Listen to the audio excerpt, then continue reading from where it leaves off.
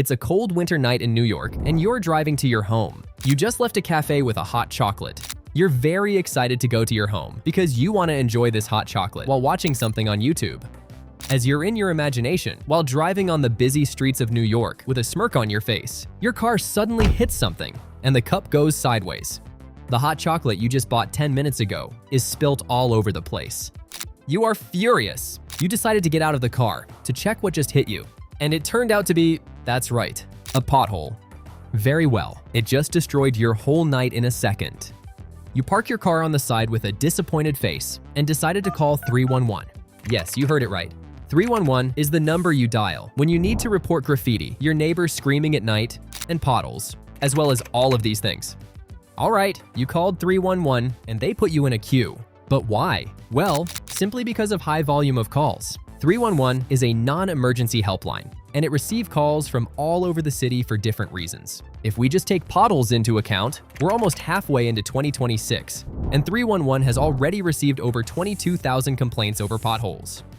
All right, back to you. Your prayers have been answered. Someone finally picks up the phone. You tell them what happened to you and how furious you are. They note down your name and the location of the pothole. You went to your home, knowing that now they'll fix it. After some days, you happen to cross the same street as before, and you're shocked by what you see. The pothole is still there. But why is that? Well, you'll find out why in a minute.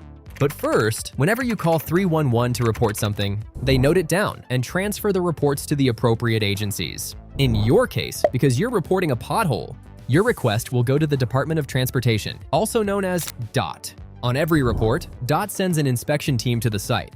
This happens in 1 to 2 days of filing a complaint. Their job is to inspect the site and see if the pothole is actually a pothole. And for a pothole to qualify as a pothole, it has to be at least 1 foot wide and 3 inches deep. Basically, they check how big the pothole is, and depending on the size, it gets a priority level.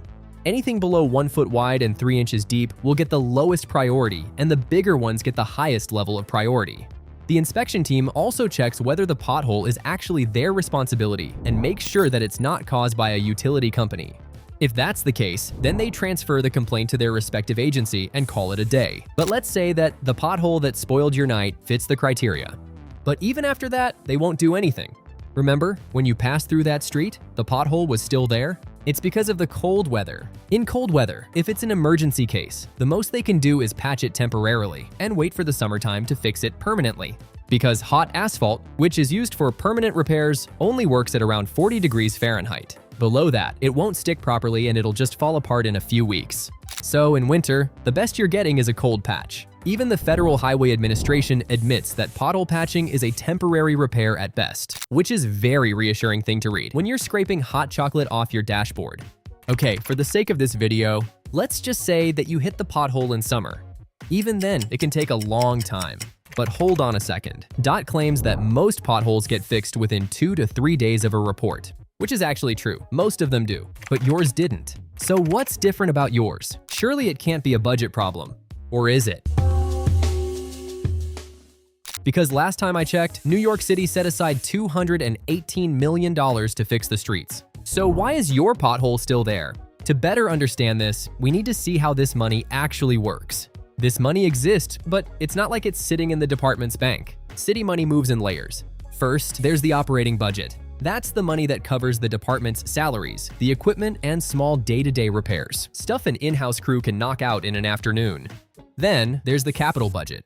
That's a much bigger budget, and this is the one needed for permanent repairs, and that $218 million budget sits in this category, which means it goes through a 4-year planning cycle, and by the time it actually reaches a paving crew, you could have grown a full beard and forgotten about the pothole entirely. But this is only one side of the story.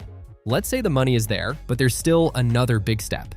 For any job bigger than a quick patch, the city needs to hire a contractor, and to hire a contractor, they need to run a competitive bid. That means, first, they have to write up the specs, advertise the job publicly, wait for the proposals, review those proposals, and then finally picking someone. And that can take anywhere from 3 to 6 months, minimum. And on top of that, at least 30% of the work has to go to certified small businesses, minority and women-owned businesses, which adds another layer of paperwork to the process. Now, to be fair, New York City also has something called unit price contracts, which are basically pre-approved deals with contractors, where the city can just issue a work order without going through a full bid every time. Those are faster, and work can be done in few weeks instead of months. But they still have to be set up in the first place, and they're not available for every street or every type of repair. Alright, so let's say that the money is there, the contract is there, and it's also summertime. There's still one more thing. New York City fills around 170,000 potholes every single year. In 2026, they've already filled 70,000 potholes so far. So yeah, the amount of potholes to fix is insane, and that's why it's hard for the crews to keep up. After a bad winter, DOT sometimes runs what they call a pothole blitz. In simple terms, they just throw every available crew at the problem at once. Which sounds great, until you realize they had to announce a second blitz in 2026, just to keep up with the damage from one winter. So yes, your pothole is in a queue, behind thousands of other potholes that were reported before yours, on blocks with worse overall conditions. But don't worry, it'll get done, eventually. So if we just take a look at the whole picture here, the problem isn't laziness, it's just that the whole system is so complex, and there's so many factors involved that it's prone to getting delayed. So next time you hit a pothole in your car, just make an effort to report it. Maybe the authorities don't even know about it.